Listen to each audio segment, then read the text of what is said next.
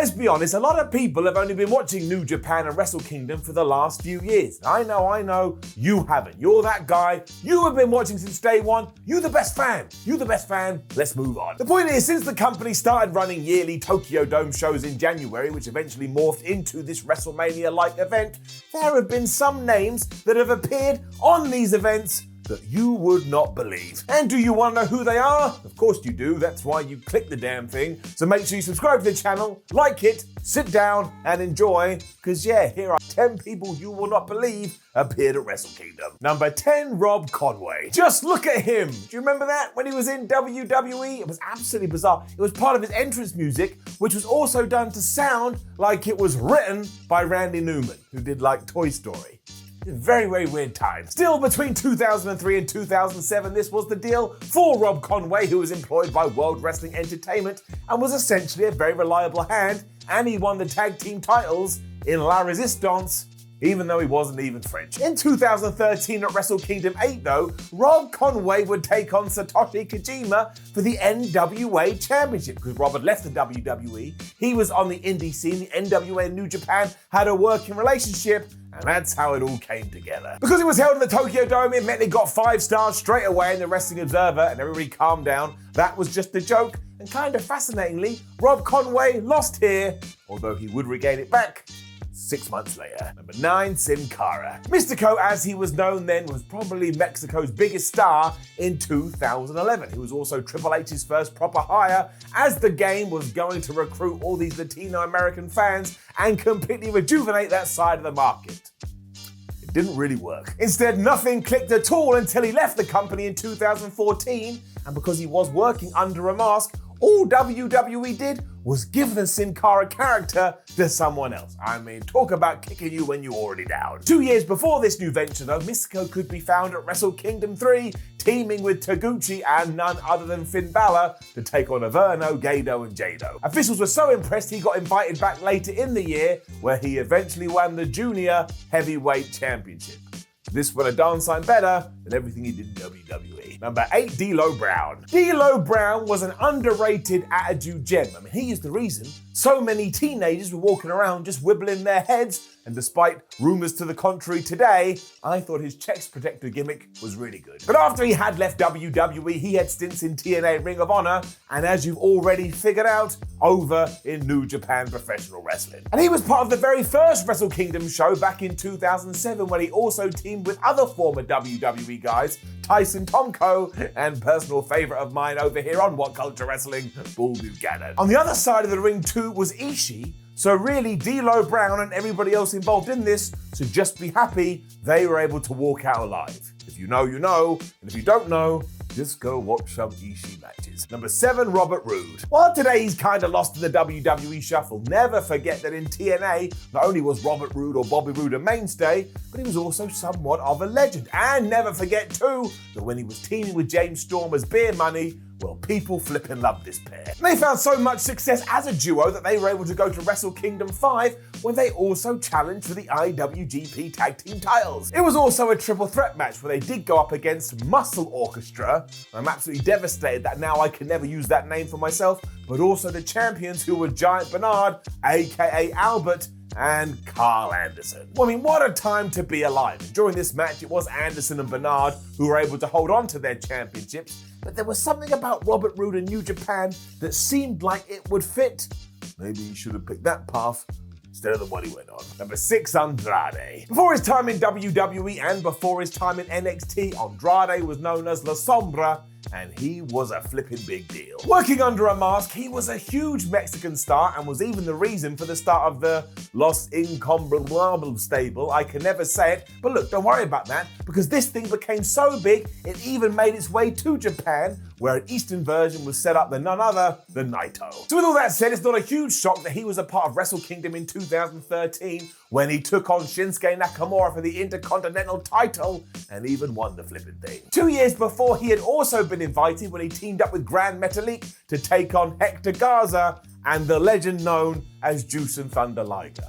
What a couple of things to have on your CV. Number 5, Kevin Nash. Kevin Nash, for better or worse, is one of the most important wrestling figures in pro wrestling history. I mean, he smashed it in WWE, he smashed it in TNA, he smashed it in WCW, and in 2009, he took all of this and went and did a little appearance for New Japan. Teaming with Masahiro Chino and Riki Chosu under the name of Legend, they would be taking on the other team known as GBH. And this doesn't stand for Grievous Bodily Harmed, it stood for Great Bash Heels.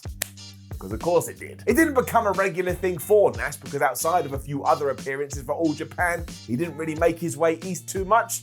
But if you were a big fan of Big Sexy or Diesel, I bet you appreciated that you got to see him live. Number 4, Christian. In the early days of Wrestle Kingdom, it wasn't too much of a surprise to see TNA guys on the show because Total Nonstop Action and New Japan had a working relationship, which is how Christian one day turned up and went, hey, I'm here. And this was never truer than at Wrestle Kingdom 2 because we did have the team of Christian Cage teaming up with AJ Styles, but also P.E. Williams. What kind of alternative dimension is this? Christian, too, of course, had left the WWE in 2005, gone to Total Nonstop Action, where he became the world champion and basically went undefeated for 2 whole years. That is quite the departure from World Wrestling Entertainment, where Vince McMahon's big idea for him at one point was to put a blue dot on his face, or maybe it was a red dot, every time he was on screen. And that may not have happened, but I also didn't make it up. These guys got the win as they took on a team that featured Finn Balor. I should have mentioned this earlier, but of course in New Japan he was called Prince Devitt. And given that TNA was only 6 years old at the time,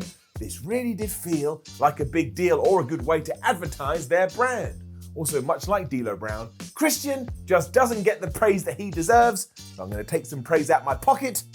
I'm going to throw it in his face. Number 3, the Dudley Boys. Another Wrestle Kingdom 2 entry, it was the Dudley Boys that this time started to venture out towards New Japan, or Team 3D as they were called at the time. Makabe and Toru Yano were their opponents here, and of course it was a hardcore match, because whether you're in America, or whether you're in Japan, or whether you're over here in the UK, when you see Devon and Bubba Ray, deep down, you just want to witness some table action. It must have gone well too, because a year later the Dudley Boys were back. They were taking on the same opponents, although now they were the IWGP Tag Team Champions, and quite incredibly, Bubba and Devon won. It meant that they had added another set of tag team titles to their already ridiculous collection, and it's why now, still in 2020, they are one of the most decorated teams in history. I mean, what the hell didn't they win? Somehow one day they'll probably win the AEW tag team titles too. That's just what they do. Number 2, Jeff Hardy. Jeff Hardy is just a constant wrestling success. I mean, WWE, TNA, and yes, as you're now learning, New Japan. When he was the TNA World Champion, he did venture out that way as well to defend his TNA World title, if you can believe it, and you're not going to believe it, that's why I said it, against none other than Naito. If we did that today, the world would melt down, but oddly back in 2011 when this happened, Naito wasn't really considered a big deal and he was still trying to find his feet. However, if you are a fan of Jeff Hardy or you are a fan of Naito, you can go and watch this on YouTube and it really will blow your brain.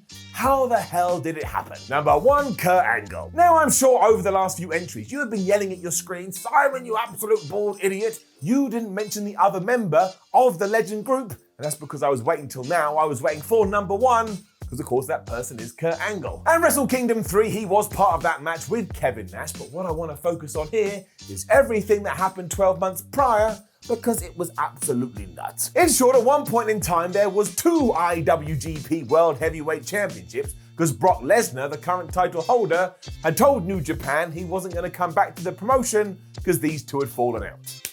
Doesn't that sound quite familiar? This second title was only around for around about 3 years and was rarely defended, but it was here where Kurt Angle did so against Yuji Nagata. Kurt had also beaten Brock for it because Lesnar was happy with that, so he would do a little bit defending in TNA and he would do a little bit defending in New Japan, and eventually the belts were unified when Kurt Angle lost to Shinsuke Nakamura. Now that's all laid down. Honestly, that whole situation was bonkers. Or a mess, if you want me to be more direct. It was a mess. Thankfully, it was all tidied up. And that is the defining memory I have when I think about Kurt Angle and Wrestle Kingdom. Now, don't forget to leave a comment below and let us know what you think about all of this, and why don't you throw in some other surprise people that have appeared at Wrestle Kingdom or in New Japan in general. Hulk Hogan was there once. He said the IWGP Championship was more important than the WWF title, and Vince McMahon basically fell down and had an aneurysm. And like the video, share the video, and subscribe. Head over to WhatCulture.com, read yourself some articles, follow WhatCulture on Twitter, WhatCulture WWE, and you can watch more videos here on YouTube. I know I'd appreciate it. My name is Simon from WhatCulture. Thank you very much for watching me. I'll catch you on the next one.